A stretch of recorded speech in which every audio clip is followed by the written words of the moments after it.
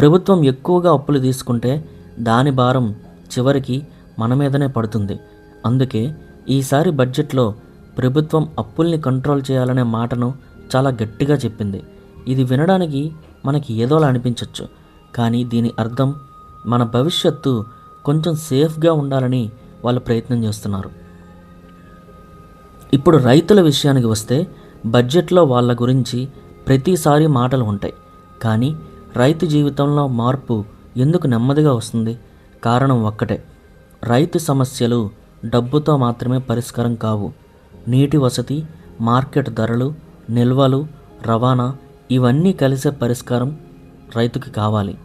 ఈ బడ్జెట్లో కూడా వ్యవసాయ రంగానికి మద్దతు కొనసాగిస్తామని చెప్పారు. కానీ రైతు నిజంగా లాభపడాలంటే ఆ డబ్బు కాగితాల్లో కాకుండా పొలాల్లోకి నిజంగా రావాలి. అదే అసలైన పరీక్ష, అది జరుగుతుందా లేదా అనేది.